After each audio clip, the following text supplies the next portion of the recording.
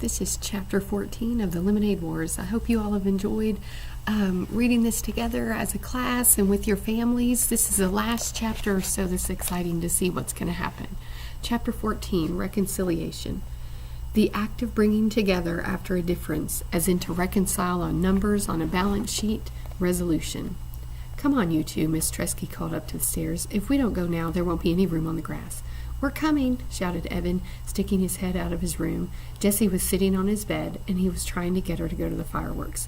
She had her lockbox on her lap and a mullish look on her face. Just say it's a tie, said Evan. Come on, Jess, this whole thing is stupid, and you know it. It's not a tie unless it's a tie, said Jessie, knowing she sounded like a brat but not able to stop herself. How much have you got? Mom's waiting, said Evan. Put your dumb box away and let's go to the fireworks. How much have you got?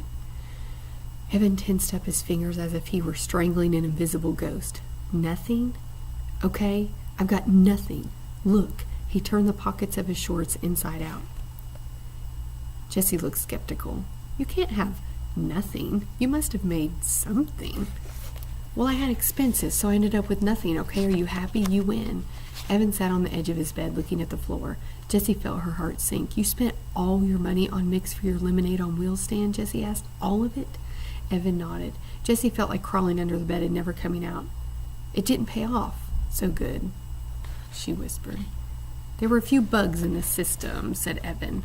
That's a joke Jessie would have loved, he thought, before the war.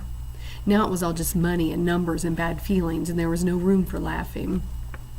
Oh, said Jessie, her voice the size of an ant. She stared down at the box in her lap.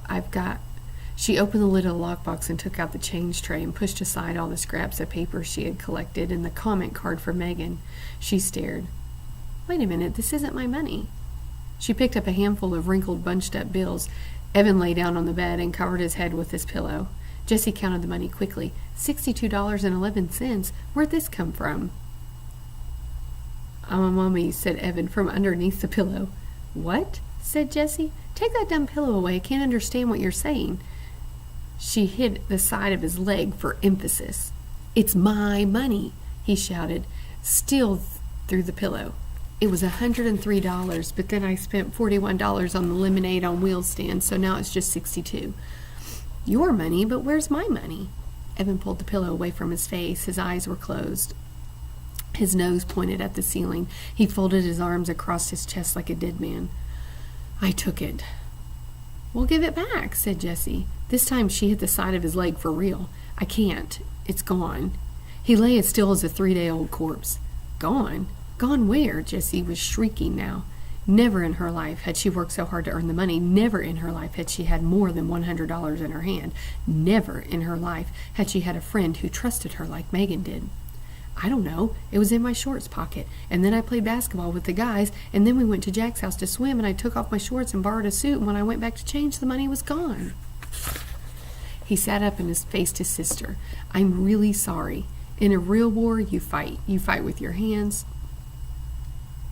You fight with weapons. You fight with anything that you've got because it's a matter of life and death. Jessie felt the loss of her hard-earned money like death, and she ripped into Evan with all the power in her body. She punched him. She kicked him. She threw her lockbox at him. She wanted to tear him into little pieces.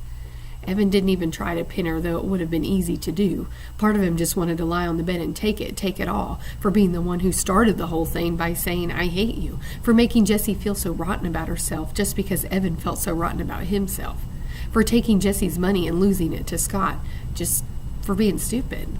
But Jessie was really going at it, and if he didn't protect himself at least a little, he was going to end up in the emergency room, and that would upset his mom. So he kept his hands up in front of his face, just enough to keep Jessie from gouging out his eyes, but he never once tried to hit her back. He was done fighting. Finally, Jessie ran out of gas. She lay down on the bed and tried to make her own brain work. Her body was so worn out that her brain felt like the only part of her that could work. One of your friends stole my money? She asked. I think it was Scott Spencer, said Evan. He went upstairs to go to the bathroom, and then he came down all in a hurry and said he had to go home. After that, I went upstairs, and the money was gone. Ugh, he's such a jerk, said Jessie. The biggest, said Evan. If he gets an Xbox, I'll know it was him. It was a lot of money, said Jessie, feeling tears starting to spring from her eyes and run down her face. It was, said Evan. I couldn't believe how much when I saw it. You're really something, you know that? Earning all that money selling lemonade. Thanks, thought Jessie, even though she couldn't say the word. Why'd you do it, Evan? She asked. She meant, why'd you take the money, and why'd you act so mean, and why'd you start this whole thing in the first place? There were too many questions. I was mad at you for putting the bugs in my lemonade, he said. Well, I was mad at you for saying you wanted to pulverize me, she said. I only did that because you were hanging out with Megan, and I felt totally left out. Well, how do you think I felt when you wouldn't let me hang out with you and stupid Scott Spencer? Well, I was mad at you because... Jessie sat up and looked at Evan. Evan looked at the wall. Because I don't want you in my class this year, Evan said. Because I'll embarrass you, she said solemnly. Because I'll embarrass myself, said Evan. I never have the right answer in math. I read slower than everybody when I read out loud, and I make mistakes all the time. And now with you in the class, it's going to be worse. They'll all say, wow, he's dumber than even his little sister. Evan's shoulders slumped and his head hung low. You're not dumb, said Jessie. I know you don't think I am, he said, and that stinks too, that you're going to see how dumb I am in school. You're not dumb, said Jessie again. You made $103.11 selling lemonade in just 5 days. Yeah, but you made $208. You see, you're my little sister and you're twice as smart as me. Jessie shook her head. Half that money is Megan's. She just gave it to me to give to the Animal Rescue League. I only made $104. Evan unslumped. Really? Jessie nodded yes. So you made $104 and I made $103.11, added Jessie. So it really was like a tie, said Evan. No, said Jessie. Good morning. If the best duty teachers... No, said Jessie. I won by 89 cents. But I mean, come on, said Evan. After all that, it was practically a tie. No, said Jessie. It was close. But I really won. Wow, we pretty much tied, said Evan. Jessie decided to let it go. For the first time in 4 days, she didn't care about who made more or who had less. Besides, she was just waiting to see how long it took before Evan figured it out. Not long. Holy crud, he said suddenly. I lost Megan's money too? $104 of her money? Oh, crud. He threw himself back on his bed and covered his face with both arms. Neither of them said anything for a long time. Finally, Jessie broke the silence. I'm really sorry I put the bugs in your lemonade. Thanks, said Evan. I'm sorry I took your and Megan's money. We shouldn't have done any of this, Jessie said, waving her hand at the money on the bed. It ruined the end of the summer. Yeah, the whole summer's been crud, said Evan. Not the whole summer, just the last 5 days. Remember when we went to Bar Harbor and we swam at the pond? Jessie couldn't stand Evan thinking their whole summer together had been crud. Yeah, but I think the last 5 days kind of cancels all that out, said Evan. I can't believe I have to tell Megan Mority she likes you, said Jessie. Evan sat up surprised. Really? Yeah, said Jessie. I don't get it either, but she's always asking what you're doing, if you can play and stuff. Why do you think she does that? Cool, said Evan, smiling. So you guys are friends? Yeah, said Jessie. We're good friends. Okay, then. So she'll be coming over here to play and stuff, right? That's cool. You're weird, said Jessie. Yes, I am, said Evan. There was another long silence. The last summer light in Evan's one-window room had faded to black, but neither one of them wanted to turn on a light. It was nice sitting there, just the two of them in the cooling darkness. An afternoon breeze had kicked itself into a gusty wind, and the shade on the window tapped out a steady beat that was pleasant and reassuring. This war was stupid, said Jessie. Evan nodded in the dark.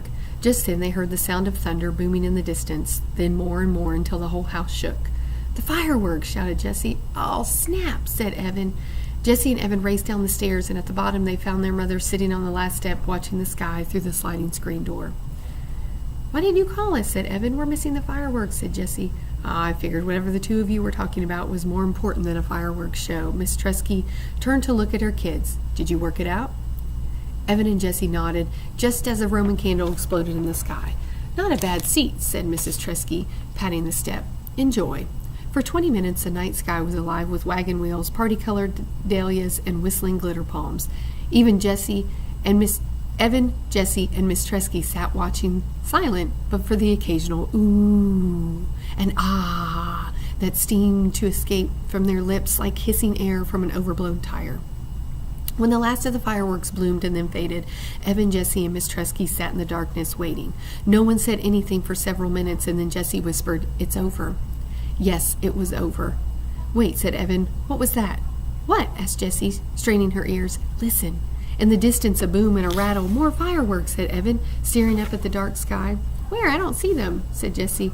All of a sudden, the sky split into two as lightning sliced the night, and an explosion of thunder rolled through the house, rattling the windows and pictures on the windows. Rain poured from the sky as if a gigantic faucet had been twisted on. "Yo!" shouted Mrs. Tresky, leaping up from the steps. "Battle stations!"